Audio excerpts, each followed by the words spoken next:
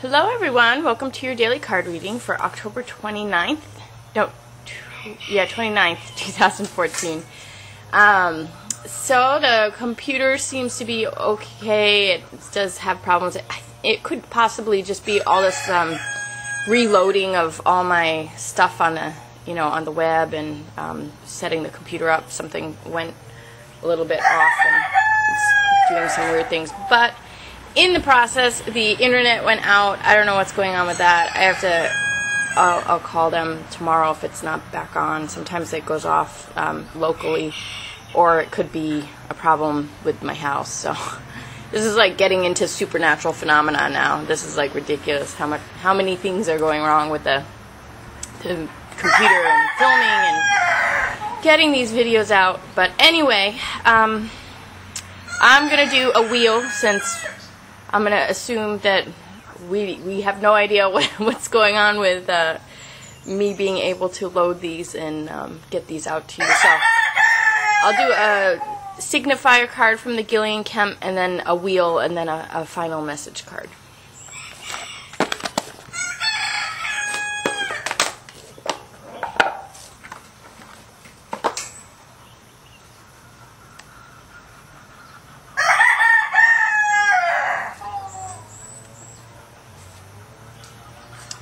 Okay, so we have resilience, and it says, rich secrets that are treasures will come as spiritual gifts, unfailing, always fertile, and persevering. The walnut tree, resilience.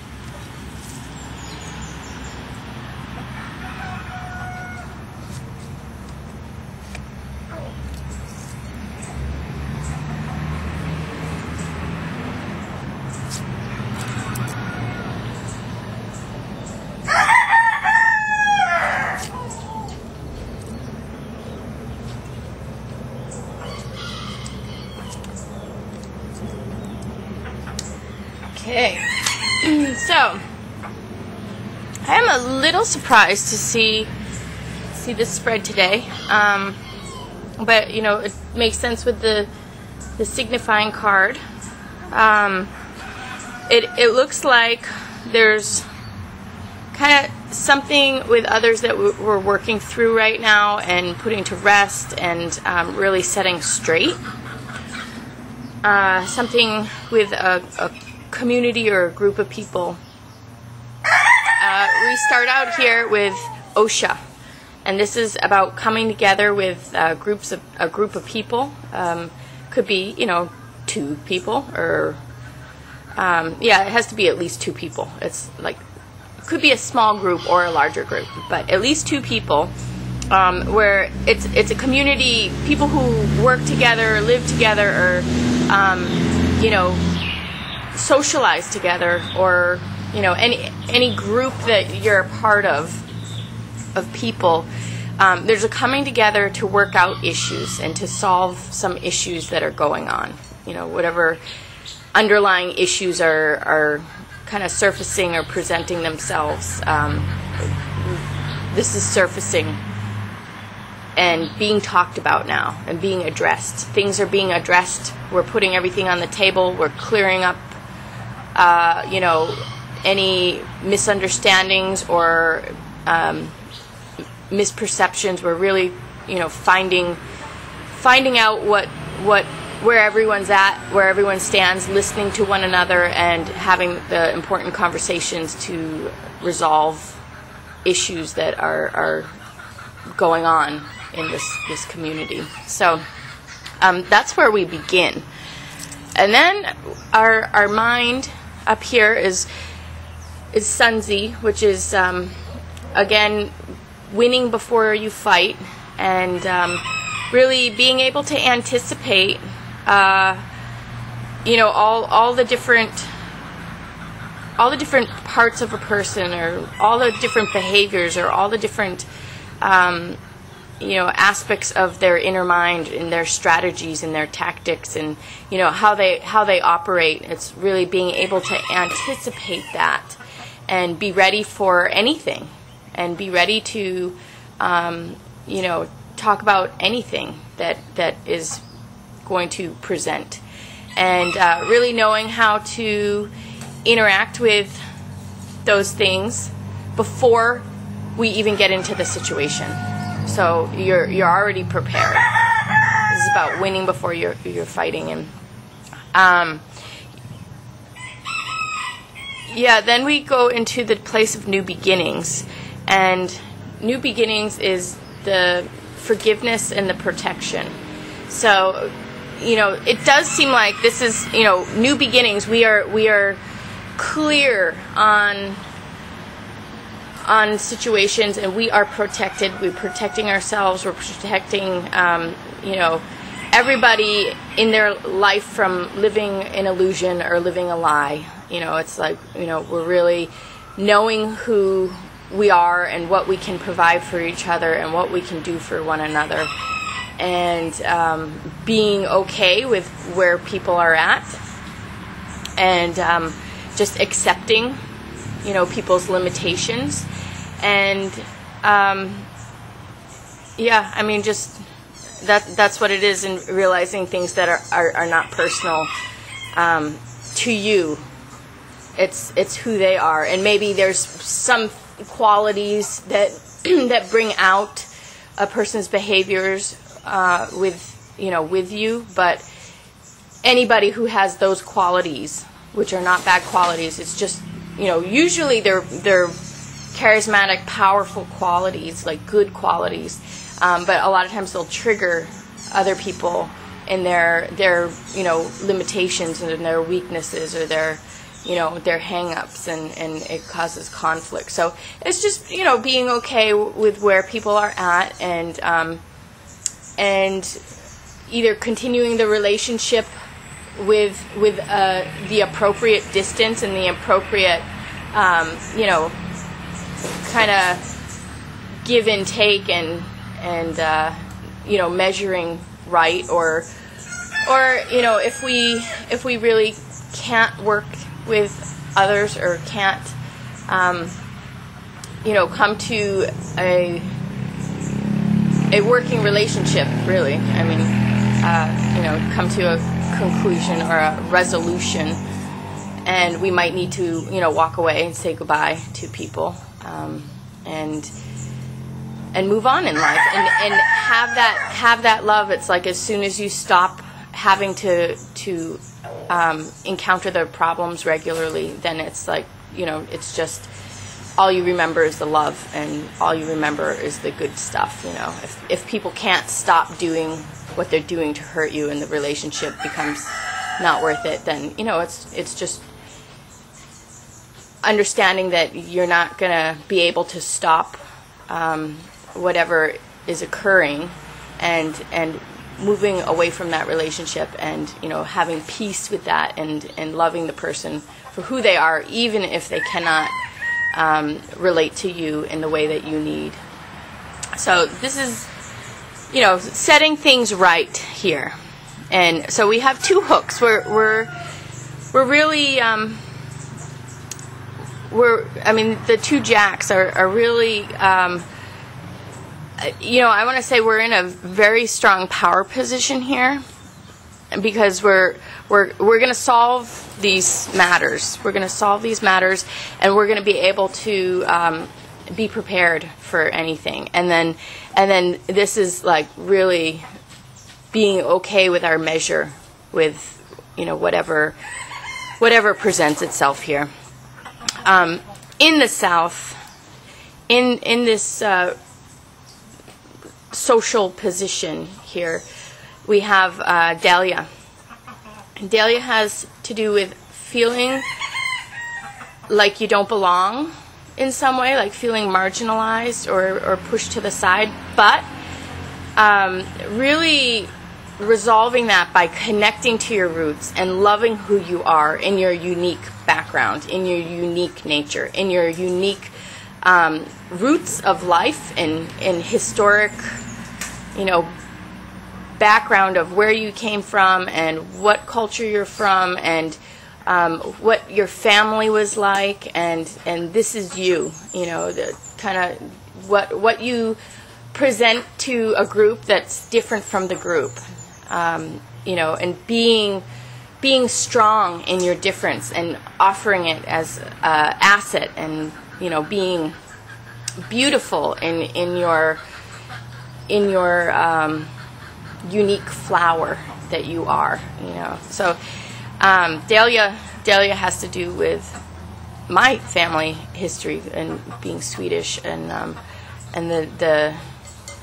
the dahlia flower is, we make a big deal about it in the U.S. and they come from Sweden, but there's a lot of things that make me stick out with like a sore thumb places, and there's a lot of things that are very genetic about me that might make it more difficult for me, or might make me not fit in all the time. But it's like you got to stand in that power and stand in your unique qualities that come from your group and your tribe and where your family and where you came from, and being okay with your difference and being strong in that. So then we have our transformation being someone who's coming into our life to change our life forever and change us forever and make us feel like it doesn't matter if we're getting picked on or getting pushed aside or not being acknowledged or something like that. We have a gift. Everyone has a gift and a special orientation to the group, and somebody's coming in to make you be very recognized and making you solid in your feelings towards others and towards a group of people.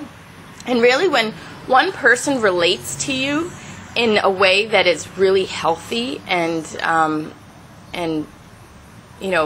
just based in a very healthy, positive relationship where they really care about you and love you, and people see that, it really gives you a lot of strength and a lot of backing, and it shifts and changes people. It's almost like it gives you that protection, It automatically provides for you. People cannot deny you when you are in relationship to something.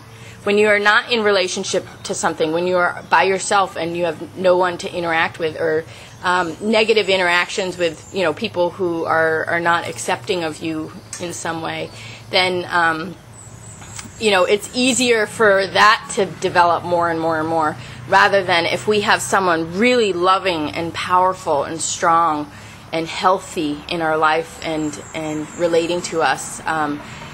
That's a huge power. It's a huge sense of security, and people cannot deny your inner self that is normally unseen, but when somebody relates to you and brings it out of you, it's seen. It's like this person brings everything amazing about you visible to everybody. So then all of a sudden you become undeniable, in your nature, because your nature is clearly being acted out and clearly being displayed for everyone to see with your relationship with this significant person who's allowing you to have these qualities visible and exercising the parts of you that you love most and that you enjoy being in and sharing with others. So then we have Kali at the very end of the reading, the final